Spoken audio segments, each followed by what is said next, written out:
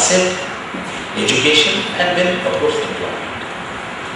I just want to give the figure for all India and Karnataka. We have a national sample survey round, and I have the data for 2011 and 12. And in rural area, you have 4 occupational groups. One is the landowner, farmer, we have some asset.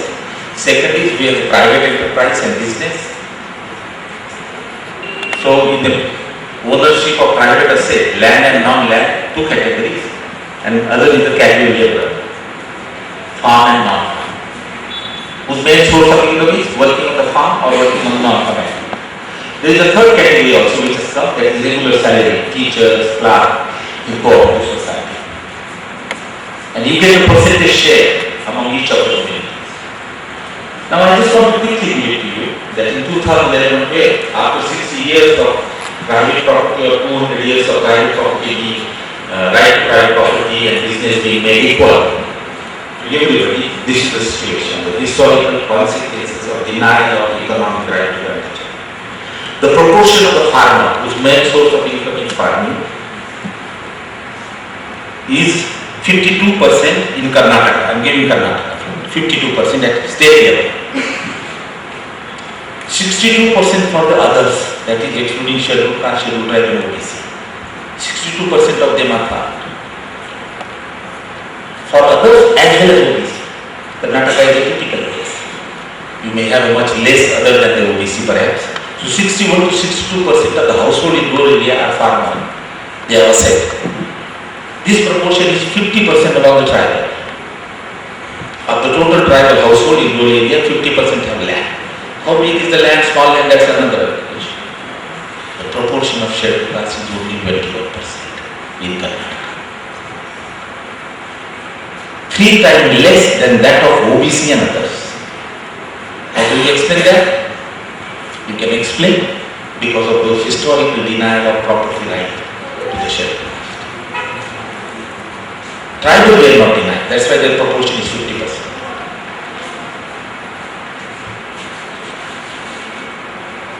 Business and private production, non-farm production. Untouchable would be allowed to start production or produce something in a polluting, so-called polluting occupation, leather, sanitation, rope and others.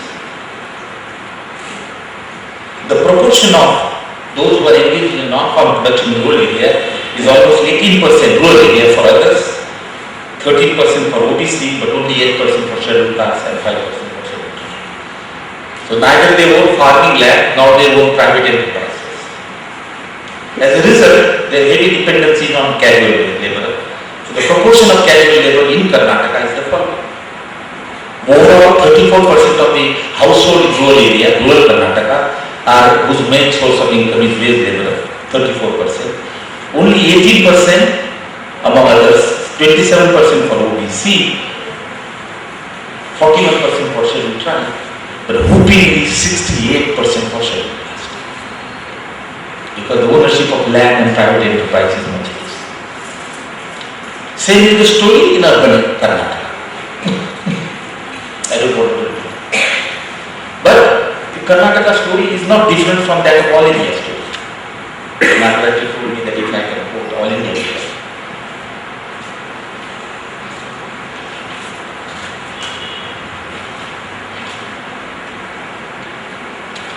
The proportion of farmer at all India level is 54% average, 63% for other, 58% for OBC. No, sorry. The proportion of farmer is 56% for all India level, 63% for others, 58% for OBC, 54% for tribal, but only 37% for scheduled caste. So wherever you go, all India, Karnataka, pick up any state. I have done. I hope you have read that book, Buried in India. So anywhere you go, so the consequences of denial of right to property coming through the channel of caste and not through capitalism and feudalism are clear.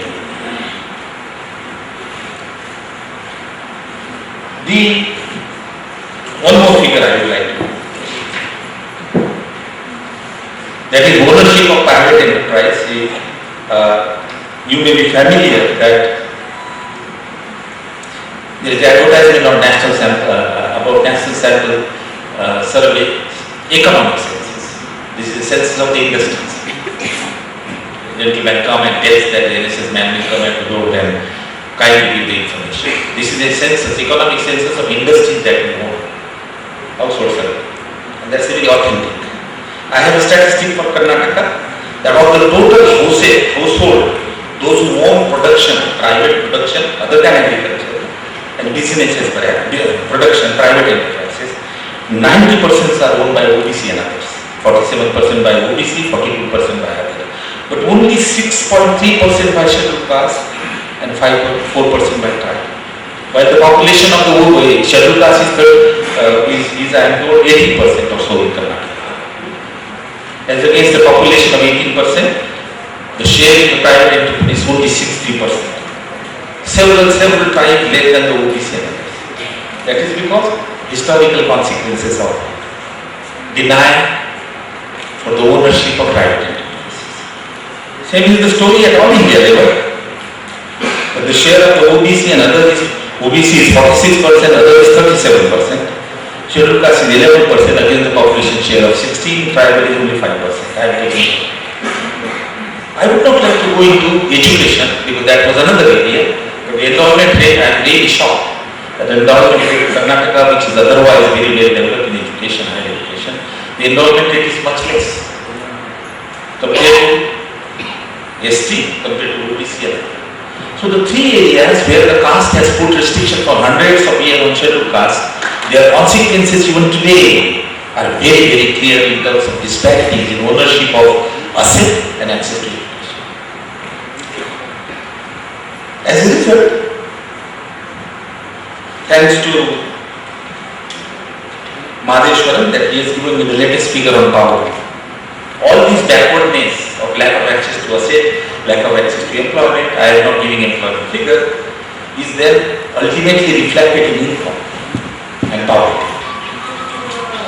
The estimate of Madheshwaran for 2011 and 12 for the poverty for Karnataka, I am giving you first and then at all India, is that in rural area the poverty ratio is 24%. This is Telugu poverty line, not Lakadwala. Okay, Lakadwala lived to a lot of controversies now. Planning Commission has accepted Telugu, which increased the poverty rate. So about 1/4 of the people in Karnataka are poor. Others 21% and OBC 21%. Similarly, 21% of other and OBC are poor, 32% tribal, but 37% of scheduled caste. Highest poverty among the scheduled caste in Karnataka. The reason I have told you. Same is the story in urban area. In urban area, tribal are more poor than the scheduled caste. The scheduled castes are much more poor than the OBC and the others. Let me finish this statistical account. Now let us come to the private sector.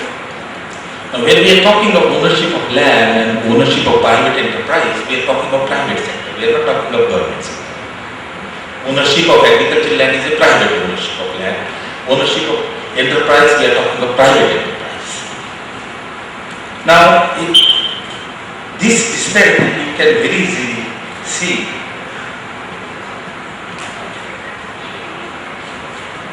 Now, why do you need special protection or reservation or affirmative action policy for untouchable or discriminated? Untouchable. Tribal, we added that because of severe segregation and isolation physical. But we added women later on. Women also suffered discrimination. I was chairman of the University Grant Commission for 5 years. And I visited 3 universities which has completed 150 years.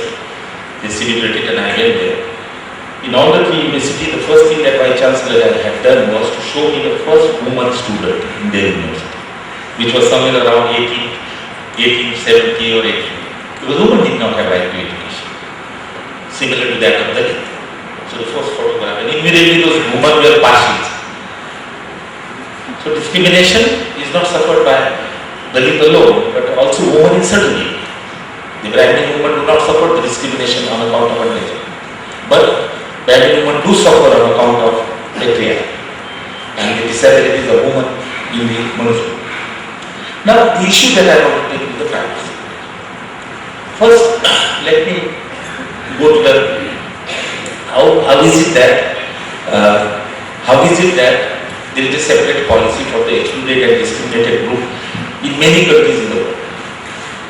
The reason is the following, and in the background of what I have said, it will make clear to you that the difference between the excluded poor, excluded communities, it may be African American and those who come from other nationalities in USA, or women in USA, or Protestant in Northern Ireland, or Negro or African black people in South Africa, or Buraq women in Japan, or 56 minority in China, ethnic and religious minority, and several indigenous groups in Asia. The world can put them together into two words: excluded community and indigenous community. In our country, excluded would be essentially Dalit and indigenous would be similar to that of tribe. Discrimination will include even women. So you have the excluded communities and you have non-excluded communities. But if you focus on the poor belonging to excluded and non-excluded poor, why is it that for the poor from non-excluded communities, there is a one policy, certainly, that is the policy of anti-poverty program, social protection program, distribution of land, public education and all that. This is a common policy for which is made for everybody. You find that everybody. But there is an additional supplementary or complementary policy which is made in addition to the general policy of empowerment, economic and education empowerment. There is an additional policy from the discriminated group of in various countries, and that is called, it is called by various names. It is called affirmative action policy in USA, it is called equal opportunity policy in Northern Ireland, it is called special measure in Japan, it is called new policy in Malaysia. We get confused between the word affirmative action and reservation, and the academician picked up reservation and pitch against the affirmative action without understanding that all are same. These are the different names to address the similar problem of discriminated group. I'll come to that later. Now, why is it that this additional and add-on policy is made for the poor belonging to the excluded community in addition to the common policy for all the poor? We have that policy. In India, we have NREGA, which is applicable to everybody. We have land distribution policy, which is applicable to everybody. We have policies, similar policy in health scheme. But additionally, we say that we have policy for scheduled caste, tribe, women, now for Muslim, and similar to physical handicap. Because the reason is that the sources of deprivation of discriminated communities is through the channel of exclusion and discrimination, which is not the case of non-excluded poor. And because of that channel, you have to address this. To put it in a simple word, all over the world, and here in India, we recognize that this untouchable community particularly, with which the reservation began in 1932 in Pune, political reservation. In 40s it was extended to education and employment, and later on to the scheduled tribe. The basic argument was based on the untouchables policy. So, the argument for affirmative action policy or giving preference for reservation is that they are denied an equal right, even today. Under the law of the land, everybody has an equal right. But untouchables are denied those rights which others enjoy. The non-excluded poor also enjoy. Non-excluded proletariat also enjoy. But the excluded proletariat do not. So in addition to the general problem from which non-excluded poor suffer, in addition to that, the excluded poor also suffered similar to that of non-excluded poor, but additionally discrimination in multiple spheres of life, including the economic sphere, including the private sphere. And therefore, there is a case for providing a safeguard against discrimination. That's why law of untouchability comes. That's why law of atrocity comes. That's why reservation comes. That in a normal course, the untouchable, even if he is educated, he may likely to face discrimination as against the other person. Therefore, we have to give him some preference. give subject to the merit. Now this is the ideology of philosophy of reservation in India.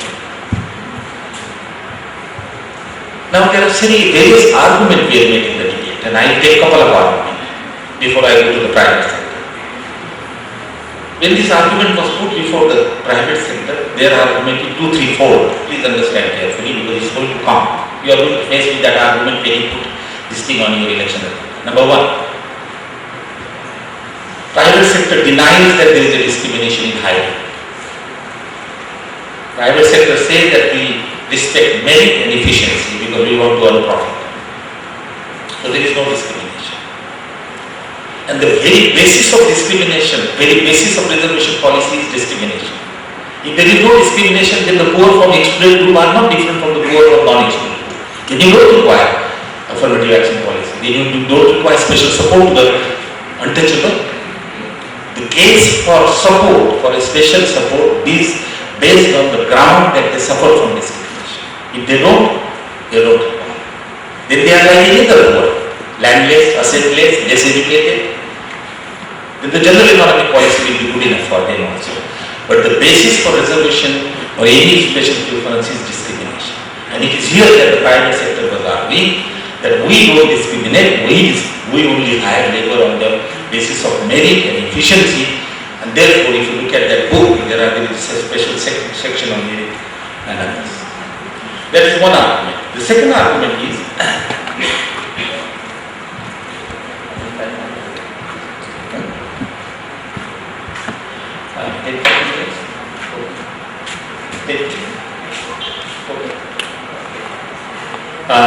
the second argument is that employment is reduced. It is the high caste which are higher, high caste poor which are higher. In the restaurant, you have to see untouchable in the village restaurant are not hired to serve. They are hired to clean the place at the most, but they are not hired into serving. Discrimination in employment. Urban area, there are studies. Madheshwaran will share with you, but I want to give one study, which we did, and it became a very famous study. That study it's called correspondence study. My institute responds to the advertisement by the private corporate sector. For the whole 1 year, we send the application in response to the advertisement. Various days, Hindu, Times of India, and others. 4 categories of application were made. 1 Dalit, 1 Muslim, 1 high caste. And 4th category was highly educated scheduled caste but low educated Brahmins. But all categories of 4 categories of application were sent with equal qualification. No difference whatsoever. What was the reason for call-up interview? The Dalit has a 65% less probability of getting interview call with equal qualification compared to the others, high caste. The Muslim has 35% less probability of getting an interview call, despite the fact that they have the same qualification. What was surprising, that the scheduled caste who is highly qualified than the others, who is MA than the others were BA, had a low probability of calling for interview. That shows the discrimination at the level of the screening itself. There are other studies which show that there are elements of discrimination. Now this discrimination is not felt by poor high class worker, remember well. That is the difference between the two. And therefore, you have to provide some protection to the scheduled caste worker who face discrimination. And what is that? That is the reservation that we will give you, all meritorious scheduled caste will give you as per your population share. That is a safeguard against discrimination, which the high caste poor will not require. Of course, high caste poor also face the discrimination associated with powerlessness and corruption. I am not saying that. But as far as the caste is concerned, they are immune from the caste. That is the first argument I will say. It's another point I will make about the employment, and it came for a discussion. The process of recruitment should be equal and egalitarian. I want to clearly say before this audience, the transparent and open process of recruitment provides justice. Dr. Ambedkar was the first in this country. His contribution is forgotten by many people as a labor minister in in British period. He was a labor minister. He introduced the concept of employment exchange in Calcutta. Employment exchange are fair. You put your name and biodata, and the others are required to call, get the application from them.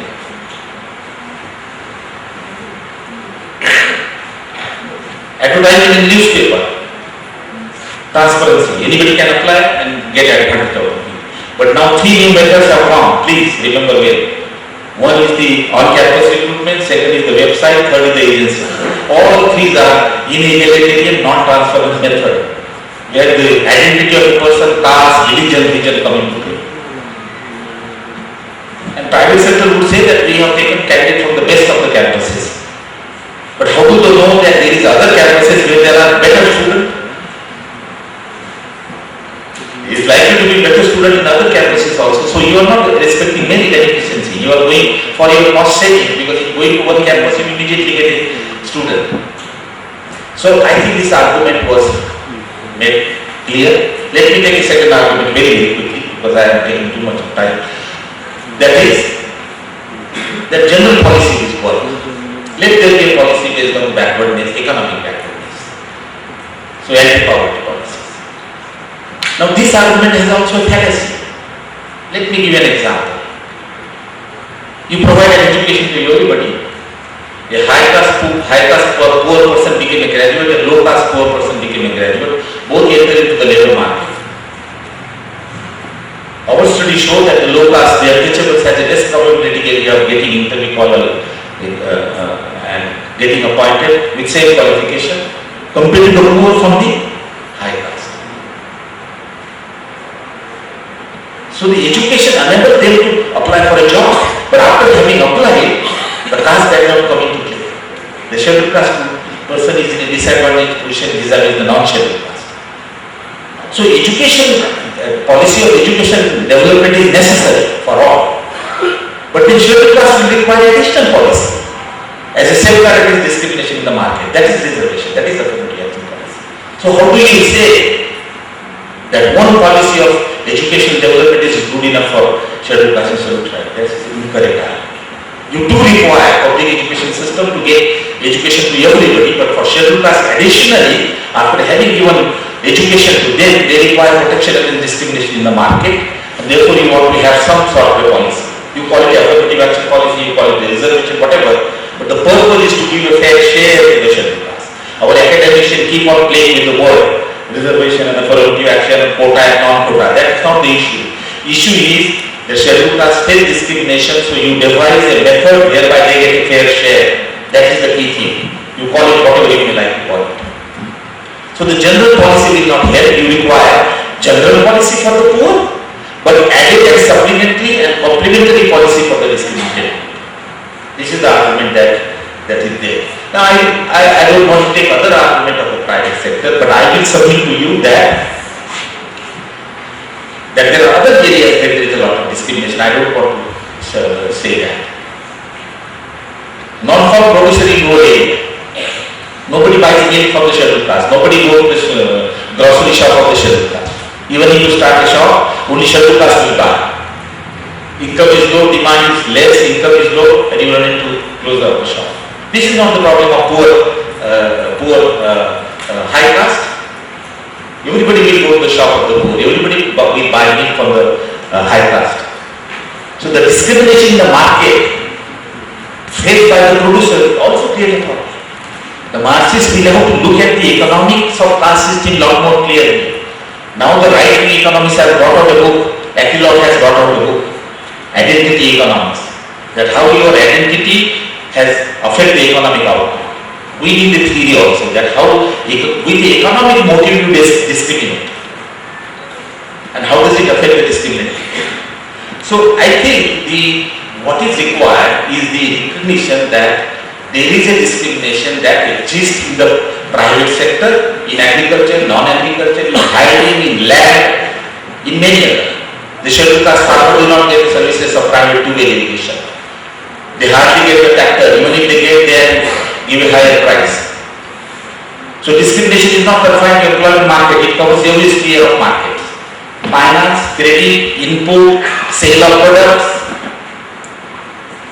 So you require a comprehensive policy for the private sector, not only for employment. Please remember the scheduled caste face discrimination in all the schemes, including the government scheme. We have done a study for 7 states, and the discrimination faced by the Dalit woman is there. That they are not employed in a midday meal scheme. They are not employed in Anganwadi as a cook in a midday meal scheme. I as an economist look for the economic consequences. There are 55,000 midday meal in Rajasthan, and each midday meal employed 2 cook and helper. It means 120,000 employees. John Ray studies bring out that in 60% of the midday meal, the cook are not employed, the helper are not there. So forget about dignity. The consequences on employment are huge because of caste discrimination in employment. Economic, forget about social. Now, left economics and academician has to realize this, that how does the caste, economics of caste, affect the economic condition of the scheduled caste, affect the employment, affect the income of the farmer, affect the income of the producer, affect the business, that their demand is confined to the people of their own caste. I went to Haryana, Valmiki women where they have cow and money to start vegetable. Nobody buys, even some of the highest scheduled caste do not buy from Valmiki women. And as a result, their vegetable shops is closed, they sold their buffalo because there is no demand for meat. The Jat oppose purchasing of Valmiki's meat in a cooperative society. They say if you buy from the Valmikis, we will not sell you the property. Please understand the economics of caste system, and then you will give you a reason as to why their poverty could remain high, why their poverty reduced at a lower rate. Let me put in a phrase form. Discrimination induced, social exclusion induced economic deprivation of the is an issue which needs to be understood. I think these are some of the points that I wanted to share with you.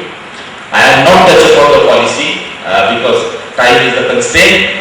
We can talk about the policies later on, but I think the discriminatory working of the economy, private economy, and not only employment, many need to be addressed properly. But thank you very much. I have taken too much of time. I thought I